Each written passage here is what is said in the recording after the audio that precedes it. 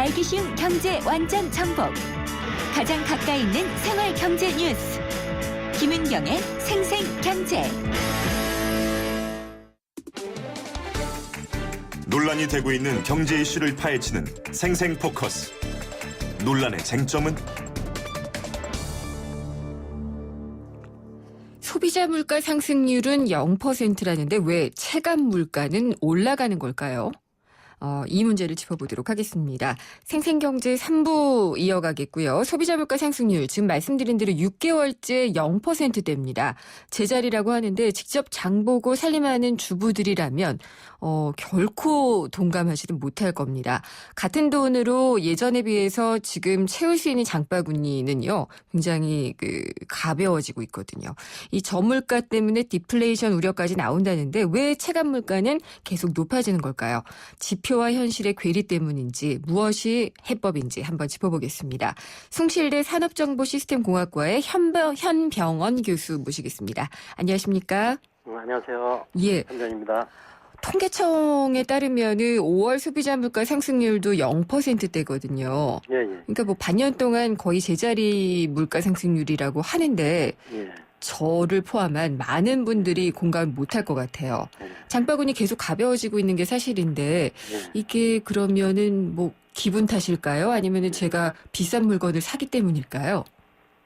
뭐 실제로 말 그대로 소비자 물가 지수라는 부분은 상당히 481개나 되는 이제 품목 서비스를 갖고 이제 계산하는 방식이고요. 네. 그리고 장바구니 물가라는 것은 우리 주부들이 장에 갔을 때 쉽게 느낄 수 있는 물가를 얘기를 하는데요. 그렇죠. 그 5월 달에 소비자 물가 상승률 보게 되면은 뭐 아까 우리 사회자께서 말씀하셨던 대로 소비자 물가는 0% 정체를 하고 있습니다. 근데 네. 실제로 배추는 85.9% 올랐고, 예. 돼지고기는 7.6% 올랐고, 많이 올랐어요. 파는 예. 65.6% 올랐고, 이렇게 실제로 장에 가서 주부나 소비자들이 느끼는 물가가 이렇게 올랐으니까 실제로 뭐 느끼는 우리가 장바구니 물가는 많이 올랐다라고 생각할 수가 있죠. 그래서 뭐 기분 때문에 그렇다 이런 네. 부분이 아니라 소비자 물가 지수하고 장바구니 물가 지수의 지표 차이, 지표 계산 방식으로는 괴리 때문이 아닐까 하는 생각이 듭니다. 그러면은 지금 말씀하신 부분들이요. 우리 그 식탁에 늘 올라가는 품목들이잖아요. 예. 이게 소비자 물가 지수에는 반영이 안 되는 건가요? 될 그 것 같은데. 481개 품목 서비스가 있는데요. 네. 이 품목 서비스를 갖고 소비자 물가 지수를 산출하는데 여기서 이제 한 20개 정도가 가중치가 높습니다. 네. 이 가중치 높은 것을 보게 되면은 주로 이제 그 우리가 장에서 볼 수 있는 부분, 장에서 이제 하는 부분보다도 예를 들어서 뭐 그 전세라든가 스마트 이용료라든가 휘발유라든가 예. 월세라든가 도시가스라든가 이런 부분이 가중치가 높고요. 우리가 실제 장에 가서 볼 수 있는 돼지고기, 네. 그 20개 품목 안에는 돼지고기 정도가 하나가 들어가 있습니다. 그래서 그렇군요. 계산을 해보면은 예. 상당한 차이가 나죠. 그래서 실제로 한 연구기관에서 올 1월 달에 조사를 한번 했었습니다. 네. 해보니까 그 1월 달에 소비자 물가 지수는 0.8%인데 실제 장에 가서 느끼는 장바구니 물가, 체감 물가 지수는 3.3%가 나와서 뭐 상당한 4배 정도의 차이가 났습니다, 실제로. 예. 이런 차이가 많이 그런 데 올랐죠. 기인한다고 볼 수가 있겠습니다. 그렇군요. 가중치를 두는 것들 중에서 뭐 전세값이나 월세값은 오르기는 하는데 예. 네. 그거보다는 이제 다른 품목들도 다 같이 가중이 되고 하니까 장바구니 물가에 비해서는 우리 그 지표로 발표되는 물가 예. 상승률이 그렇죠. 낮다라고 예, 볼 수가 있는 거군요. 물론 이제 이 전세라든가 이런 부분도 뭐 체감 물가 지수에는 상당한 영향을 주지요. 네. 근데 이제 장바구니 물가 지수에는 영향을 안 주는 거죠. 뭐 실제로 말씀드리면은 그렇군요. 그런 차이가 있습니다. 그리고 소득은 제자리예요. 이게 소득 지표는 사실 제자리인 게 그 현실적으로 나오고 있고요. 예. 근데 이제 가족이 늘었다거나 구성원이 또 이렇게 나이를 먹어가면서 자라게 되면은 이게 또 물가 상승률을 높이는 요인이 아닐까라는 생각이 드는데요. 예. 차이가 하신 대로 맞습니다. 그 부분도. 근데 예. 실제로 우리 이 물가라는 부분을 볼 때 우리 임금 상승률하고도 같이 연관해서 봐야 되거든요. 물론이죠. 2014년도 통계청 고용노동부에서 조사해서 발표한 자료에는요, 1.3%가 올랐습니다. 네. 근데 이게 전체 평균, 대기업 포함한 전체 평균이고, 실제 미국 로이터 기사에서 보게 되면은 지난 10년간의 우리 임금 상승률이 1% 미만입니다. 실질 소득이. 네. 그래서 실질 소득은 상당히 안 오르는데 물가는 실제 장바구니 우리가 체감 물가 지수라 하는 부분은 뭐 3.몇 %, 4%대로 오르다 보니까 예. 상당한 차이를 나타내는 그런 데서 오는 그 요인이 아닐까 하는 생각이 듭니다. 그렇군요. 네. 그러면은 소비자 물가, 체감 물가 이거는 좀 차이가 크다라고 결론을 내릴 수가 있겠네요. 예, 상당한 그 계산 방법에 있어서 상당한 차이가 있다고 볼 수가 있겠습니다. 어떻게 다른지 좀 설명을 부탁드릴게요. 소비자 물가 지수는 아까 말씀하신 대로 481개 품목이 있고요. 네네. 그리고 그 481개 품목을 예. 가중치를 둬서? 가중치를 예. 둬서 그 계산을 하는 부분입니다. 그래서 그 481개 품목 서비스를 보게 되면은 가중치 한 20개 상위 20개를 보게 되면은 우리 실제로 장에서 느끼는 장바구니와 관련된 부분 그 품목이 별로 없습니다. 네. 그래서 그 품목이 없다 보니까 거기서 나오는 그 지표하고 그 우리 장바구니 물가하고 지표하고 틀린 점이 네네. 한 가지가 있고요. 알겠습니다. 또 좀 더 장바구니 예. 물가 말고 좀 더 체감 물가라고 생각하는 부분 있지 않습니까? 네. 이 체감 물가를 보게 되면은 이 체감 물가 지표에서 가중치가 높은 부분이 우리 고소득층, 그러니까 저소득층, 서민층보다도 고소득층하고 관련된 품목이 상당히 가중치가 좀 높습니다. 어떤 것들이 있죠? 그러니까 예를 들어서 뭐 여행 간다든가, 예. 뭐 공기청정기라든가, 어. 뭐 이런 하여튼 고소득층하고 좀 관련된 뭐 이런 부분들이 좀 있다 보니까 그런 계산에서 오는 약간의 그 착오, 약간의 그 괴리 그런 부분에서 오는 부분이 많다고 생각하면 될 것 같습니다. 그런 것도 있었군요. 예. 예, 그리고 이제 그 체감 물가를 높이는 것 중에 하나가 예. 유통 부분이 아닐까라는 생각이 또 들어요. 이게 단계 또 지나가게 되면은 그게 예. 가격을 또 올리는 요인이 되지 않나요? 예, 말씀 그대로인데요. 네.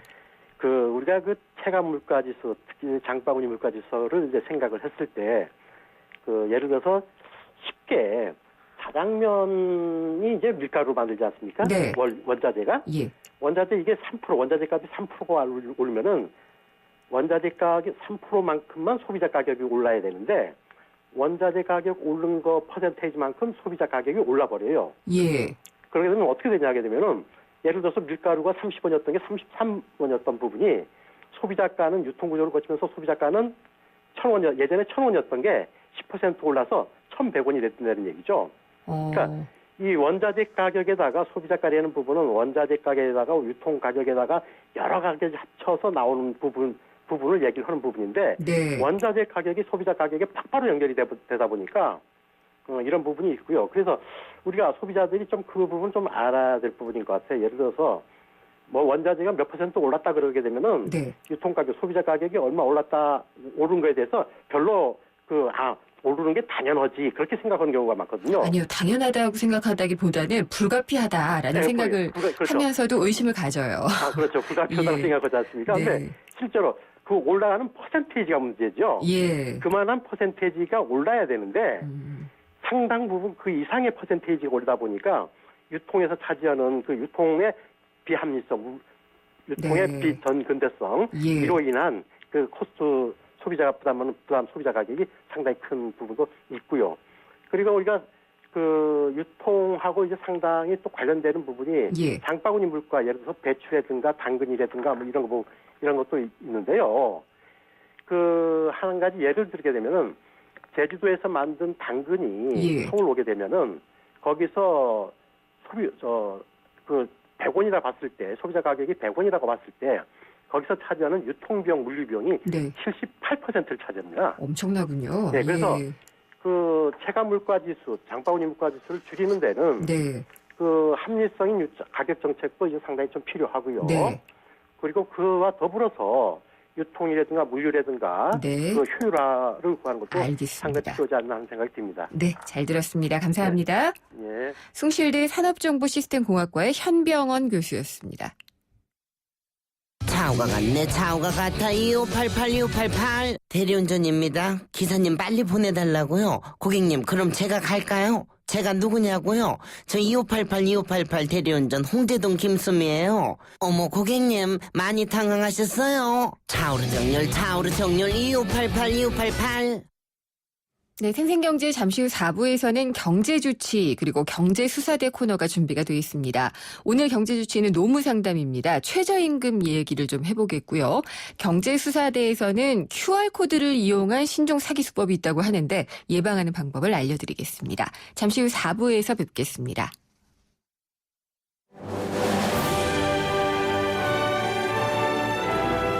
2015년 올 여름 영국 옥스퍼드에서 개최되는 국내 유일한 영어 캠프를 만나보세요.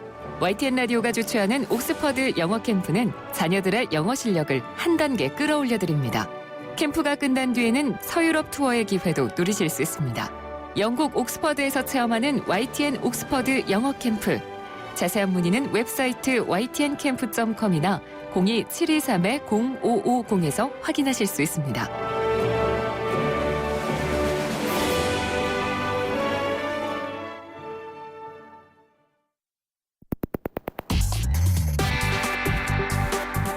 어려운 경제학은 가라.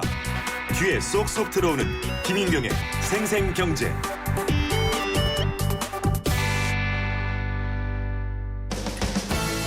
든든한 우리 집 경제주치, 생생주치.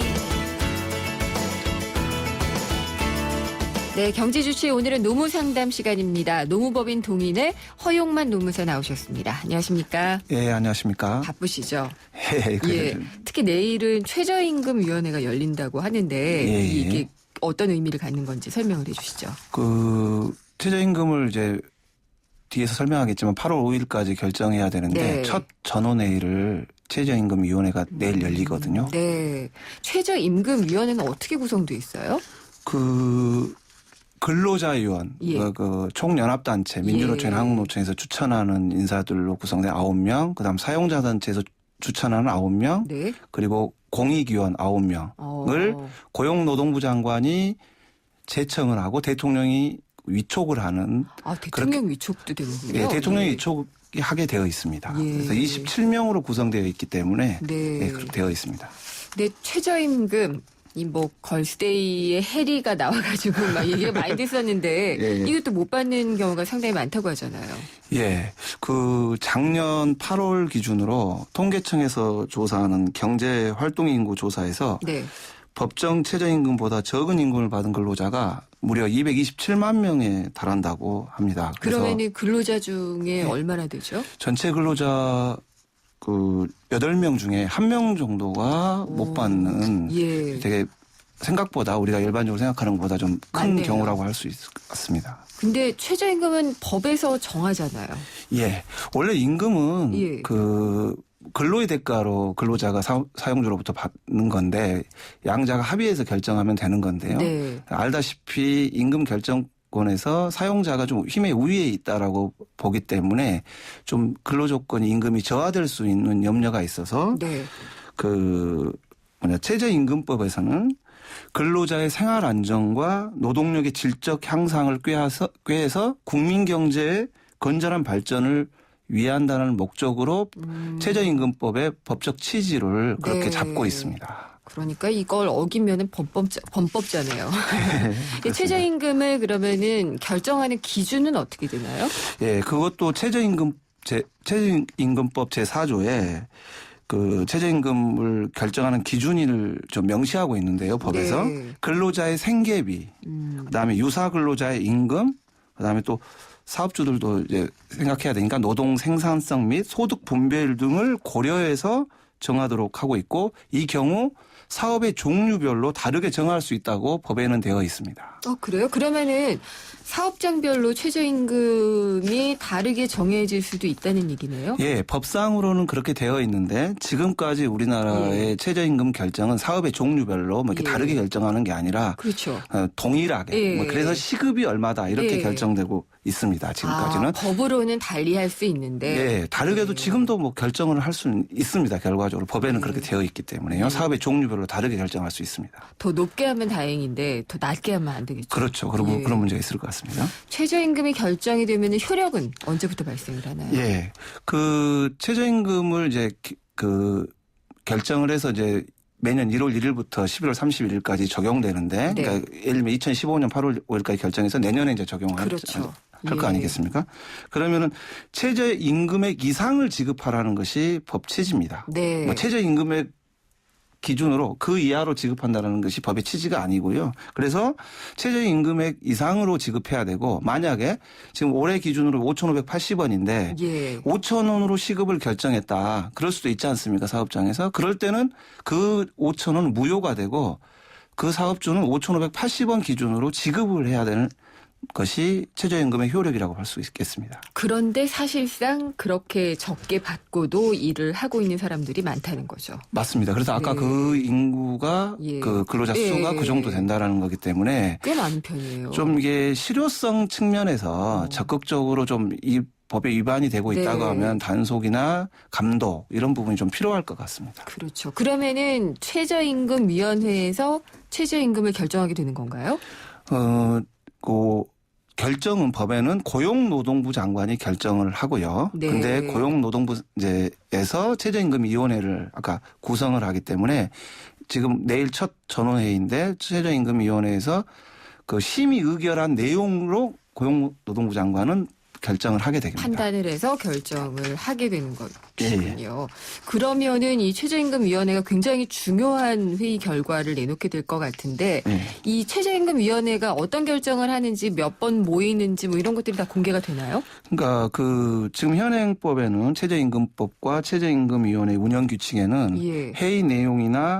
회의 내용을 공개 또는 비공개하도록 하는 부분이 명시적 규정이 없습니다. 아, 공개해도 되고 안 해도 되고 뭐 이런 거군요. 그래서 사실 올해 지금 이 회의와 관련돼서 그 노동계에서는 최저임금이 여러 근로자에게 영향을 미치고 중요한 근로 조건이기 때문에 투명하게 좀 공개를 해야 된다는 입장이고, 네. 사용자는 아무래도 최저임금 결정 자체가 좀 내실 있게 논의를 해야 되는데 자꾸 공개하다 보면 좀 논의 자체가 조금 이렇게 잘 안 될 수 있다라는 논리로 좀 공개 자체에 대해서는 좀 꺼려하는 네. 상황이라고 보시면 될 것 같습니다. 노무사님은 어떻게 생각하세요? 예, 저는 제 개인적인 생각은요. 예. 이게 아무래도 중요한 근로 조건이고 아까 227명에 해당되고 이런 결정 과정이 조금 더 투명하고 좀 공개되는 것이 다고 생각합니다. 지금까지는 그러면은 거의 공개가 안 된 건가요? 그러니까 그 내부에서 아까 예. 그 최저임금위원회 27명의 논의가 되지만 이 부분이 국민들에게 그리고 그 이해관계 당사자에게 좀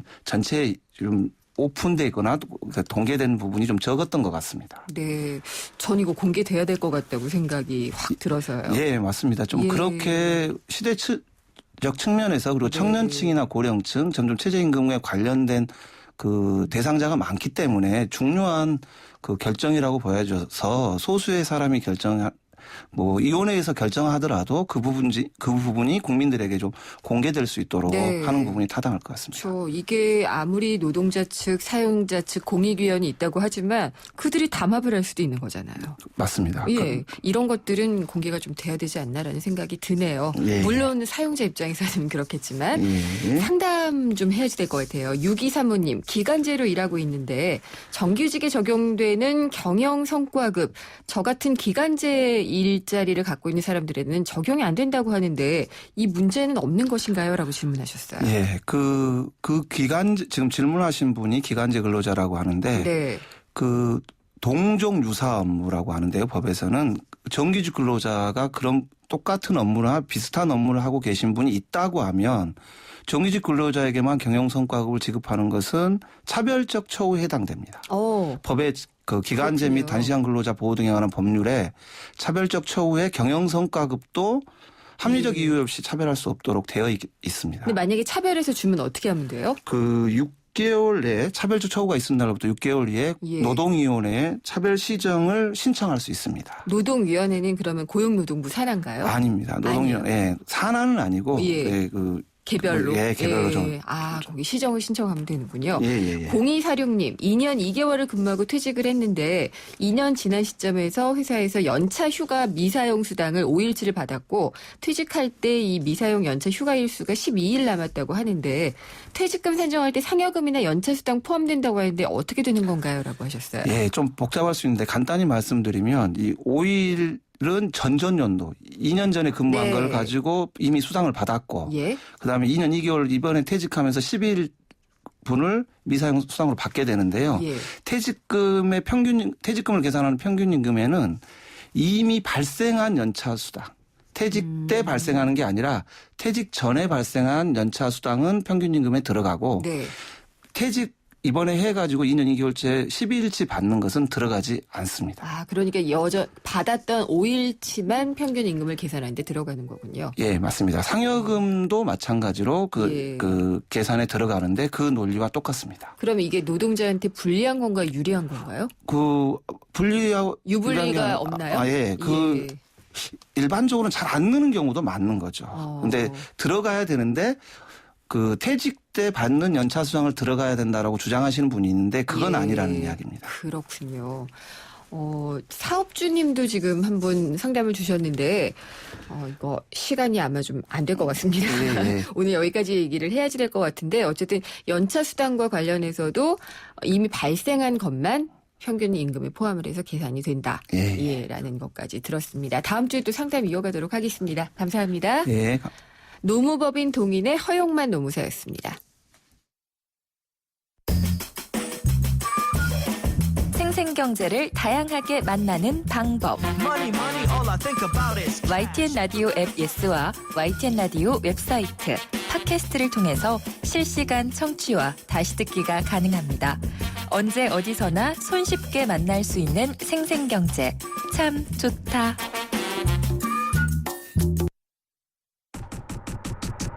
눈 감으면 코 베어간다? 내 돈을 사수하라. 경제수사대. 내 돈 진짜 내가 지켜야죠. 이거 깜빡하다 보면은 놓치게 되는데요. 경제수사대 시간을 갖도록 하겠습니다. 저희가 금융감독원과 함께하고 있고요. 금융사기 수법도 알아보고 예방하는 방법을 같이 짚어보고 있습니다. 금감원 서민금융지원국의 조성목 국장님이 전화 연결돼 있습니다. 안녕하십니까? 예, 안녕하십니까? 예. 그동안 여러 가지 꽃다발을 이용한 그 금융사기도 알려주시고 그랬는데요. 최근에 또 QR코드를 이용한 금융사기가 있다고 하는데 이건 어떤 건가요? 그렇습니다. 종전에는 유명 외식업 예. 무료 쿠폰을 제공한다든가 이런 문자 등을 받고 예. 해당 웹사이트에 이제 접속했다가 사용하지도 않은 그 게임 사이트에서 예. 수십만 원이 결제되었다는 그 사기 피해가 발생하고 있어서 소비자들의 주의가 지금 요망되고 있는데요. 이런 그 문자 메시지와 피싱의 합성어인 스미싱이라고 하는데 네. 휴대전화 소액 결제 사기 수법입니다. 예. 이런 그 스미싱 사기가 이제 점차 교묘해지고 있는데요. 예. 스마트폰 사용자의 그 관심사항, 예를 들어서 주부라면은 한우 불고기 세트 사용 쿠폰을 받고자 한다면 애플리케이션을 다운받아야 한다는 예. 이런 내용으로 이제 사람들한테 악성 코드가 담긴 문자를 발송하는 방식입니다. 이건 이제 QR코드가 아니라 문자를 통한. 그렇습니다. 예. 문자를 통한 거. 종전의 이제 방식. 예. 사람들이 이제 문자 메시지에 기재된 인터넷 주소로 들어가면은 앱을 다운받아라는 등 이제 지시에 따르다면 자기도 모르게 수액 결제가 이루어지는 그런 사기가 있었는데요. 최근에는 이제 QR코드를 이용해서 그 앱을 다운받도록 하는 것들이 있습니다. 그래서 최근에 이제 50세가 넘은 중년 이제 김모 씨가 스마트폰을 이용해서 인터넷 뱅킹을 하고 있는데 예. 도중에 그 2차 인증이 필요하다면서 이제 그 격자무의 2차원 코드, 예. QR 코드가 나타나는 거예요. 그래서 앱을 다운로드 받았는데요. 그러더니 갑자기 그 스마트폰 그 카메라가 저절로 작동되면서 보안 카드를 비출하는 지시에 따라서 그래요? 예, 보안 카드를 이제 잠깐 비췄는데 예. 보니까 이제 그 정신이 바짝 드는 거예요. 그래서 그걸 보안 카드를 띄었는데 이미 그 보안 카드를 사진을 찍어버린 겁니다. 그 악성 코드에 의해서. 그러면 이거 정말 그냥 보안 카드 번호를 다 일일이 입력한 것과 거의 똑같은 똑같죠. 상황이 돼버렸네요. 한 번에 찍어가는 거죠. 그러니까 QR코드에 악성 코드를 심어가지고 결국은 그 앱을 누르게 하고 앱을 누르니까 그걸 비추면서 바로 내가 그 카메라를 작동 안 시켰는데도 네. 카메라에 그 이제 보안 카드가 다 찍혀버린 거죠. 아니 그러면은 이분은 원래 뭐 은행의 그 앱이나 뭐 이런 걸 다운받으신 게 아니었었나요? 그렇죠. 이게 이 사람이 그 깔아놓은 그 예를 들어서 카메라가 작동되게 하는 앱을 예. 깔아버린 거죠. 본인도 모르게. 그렇군요. 그래서 이제 이분 같은 경우는 실질적으로 지금 이제 소액 결제 피해로 35만 원이 결제된 사실을 알고 이제 금감원에 신고한 그런 경우가 있습니다. 네. 근데 그래서 이제 지금 수사기관에 사건 사고 사실 확인을 발급받아서 해당 은행 입금 계좌를 이제 정지시키고 통신사의 그 소액 결제 대금 구제 가능 여부를 기다리고 있는 중입니다. 누가 있는지는 잡혔나요? 예? 누가 이런 그 사기를 벌였는지 근데 그건 지금 그 사이버 수사대에서 수사를 하고 수사 있습니다. 중이고요. 예, 예. 근데 굉장히 놀라운 게 이제 스마트폰 카메라가 저절로 동작이 되었다고 하니까요. 예. 굉장한 기술 아닌가? 뭐 이런 생각도 드는데 어떻게 되는 거죠, 이게? 근데 큐싱 사기 형태 일종의 큐싱 사기인데요. 네. 그게 이제 문자가 아닌 QR코드의 악성 앱을 다운받도록 해가지고 예. 그 스마트폰 카메라까지 작동되게 하는 그런 그 앱이 있는 거죠. 그러니까 그래가지고 QR 코드에다가 피싱을 합쳐서 큐싱이라고 하시는군요. 그렇습니다. 네. 그리고 저절로 카메라가 이제 그 악성 코드에 작동되면서 네. 추가적인 보안 인증을 위해서 보안 카드를 카메라에 비추더라는 그 메시지가 나오니까 예. 자기도 모르게 부지불식간에 이제 보안 카드를 비춘 거죠. 그래서 악성 카드 앱에 따라서 그 금융 정보를 이제 모두 한 번에 이제 빼가게 되는 겁니다. 아니 이분은 그러니까 35만 원 정도가 그냥 빠져나갔으니까 뭐 생각보다는 큰 금액은 아니었는데 아니 내 통장에 있는 게 그냥 다 나갈 수도 있는 거 아니에요? 근데 사실은 그 소액 결제 피해뿐이 아니고 네. 본인이 계좌에 돈이 더 있었으면 예. 전 금액이 빠져나갈 수 있는 상황이지요. 그렇겠죠. 예. 근데 이런 거는 어떻게 예방을 하고 대처를 해야 되나요?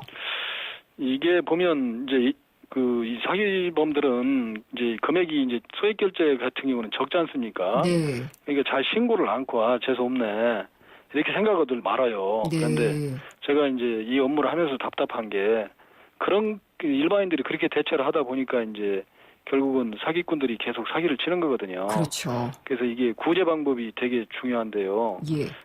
사실은 일단은 소액 결제를 이용하지 않는 분, 뭐 저 같은 사람 같은 경우도 예. 이미 통신사의 콜센터에 전화를 해가지고 114로 전화를 해서 네. 소액 결제 기능을 차단해 버렸습니다. 그러셨군요. 그러면 뭐 내가 뭘 누르든지 소액 결제는 안 될 거 아니겠습니까? 예. 그리고 이제 저도 깔고 다닙니다만은 그 한국인터넷진흥원에서 만든 그 폰키퍼 같은 그 스마트폰 보안 점검 앱을 설치하셔가지고 이거 그러면 컴퓨터에 까는 백신과 비슷한 거예요? 그렇습니다. 폰키퍼라고 예. 예를 들어서 뭐 돌잔치 뭐 이런 예. 이런 것들이 날라오면 네. 아예 번호가 자기가 이제 이런 게 날라왔다 그러면서 삭제를 시켜버려요 그냥. 네. 그래서 그 전화번호 자체가 남기지 않기 때문에 누를 일이 없거든요. 그렇군요. 피해를 예방할 수가 있고요. 예. 휴대폰이 만약 악성 코드에 이제 아까 그분같이 감염됐다면 휴대폰 AS 센터에서 그 치료를 해야 됩니다. 폰키퍼 같은 경우에는 안드로이드 운영체제나 뭐 iOS나 다 가능한 거예요? 네, 그렇습니다. 저도 안드로이드 쓰고 있고 한데 네. 다 가능한 걸로 알고 있고요. 실제 그렇군요. 저는 설치하고 있습니다. 네. 그래서 만약 그렇게 했는데도 불구하고 소액 결제 피해를 당하신 경우에는 이 가까운 경찰서에 가셔가지고요. 그 피해 내역을 신고하고 네. 그 사건 사고 사실 확인원이라고 있습니다. 사건 사고 사실 확인원을 발급받아가지고요. 통신사 콜센터에다가 예. 금융사고 피해 접수 및 사건 사고 사실 확인원을 제출하시면 됩니다. 먼저 경찰서에 가고 예. 사건 사고 사실 확인원을 띄워서 예. 통신사로 연락을 해야 되는 거군요. 그렇습니다. 통신사에 제출하면 예. 예를 들어서 이제 어떤 사기범의 그 계좌에 돈을 이제 다음 달에 뭐 며칠 날 이렇게 떼어가지고 넘겨줄 거 아니겠습니까? 네. 그걸 이제 그걸 차단시키는 역할을 해주지요. 그래서 신속하게 어쨌든 그 가까운 경찰서에 신고를 하고 사고 사실 확인을 떼서 네. 통신사에 신고하는 것이 중요하겠습니다. 금감원에 연락하면 안 돼요? 금감원 1332로 연락을 주셔도 되고요. 네. 근데 이제 어차피 저희들이 해도 이제 통신사라고 연결시킬 수밖에 없기 때문에 같은 과정을 거쳐야 되니까. 그렇습니다. 예. 그래서 저희들 금감원에서는요. 일단 그 소액 결제는 우리 작가님들도 그렇고 뭐 PD님들도 그렇고 다 마찬가지인데 네. 소액 결제는 우리가 폰을 신청할 때 네. 내가 사인한지도 모릅니다, 대부분. 근데 요즘에는 스마트폰으로 물건들도 많이 사더라고요. 그게 이제 그렇게 하면서 이걸 이용하시는 분들이 많다고 하던데. 근데 이제 예를 들어서 본인이 예. 그런 결제 기능이 있는지도 모르게 그죠? 네. 약관에 사인을 이게 자기 대리점에서 하고 다 해버리기 때문에 네. 내가 신청을 안 했는데도 이게 부여가 돼 있어요. 네. 그래서 저는 소액 결제 서비스를 별도로 본인이 원하는 경우에만 하도록 이렇게 네.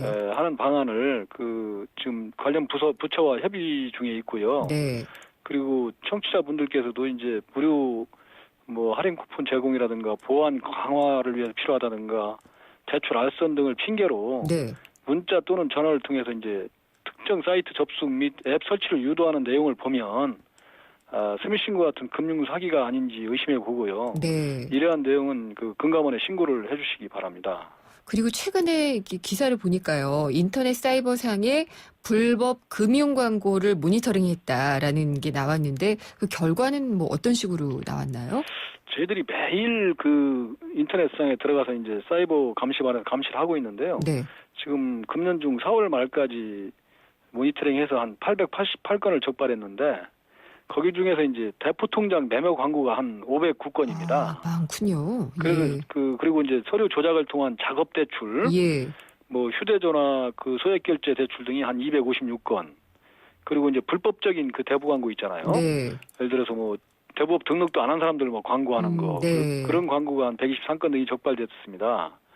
그래서 이들은 이제 수사기관에 이제 수사 요청을 했고요. 방송통신심의위원이나 인터넷 포털 업체한테도 요청을 해서 네. 이런 광고가 게재되지 않도록 조치를 했는데 네. 이게 쉽게 없어지는 않을 거라고 생각이 돼요. 근데 그게 불법인지 아닌지 감은 오는데 긴가민가 하는 경우는 좀 있거든요. 그렇습니다. 그런데 이 대부분 보면 네. 이제 모른다기보다는 설마 나는 괜찮겠지 이런 생각으로 이제 접근을 하다 보니까 예. 문제가 되거든요. 예를 들어서 알겠습니다. 통장을 팔면 안 된다. 네. 이건 아는 대부분 알 거예요. 이제 홍보가 많이 돼서. 네네. 그런데도 불구하고 알겠습니다. 70만 원, 100만 원 준다니까. 예. 보안카드, OTP까지 다 같이 줘버리거든요. 절대 안 되겠죠. 근데 이건 예. 10년 이하의 징역이나 네. 이렇게 처해질 수 있기 때문에 조심해야 됩니다. 알겠습니다. 오늘 말씀 감사합니다. 예, 감사합니다. 금융감독원 서민금융지원국의 조성목 국장이었습니다.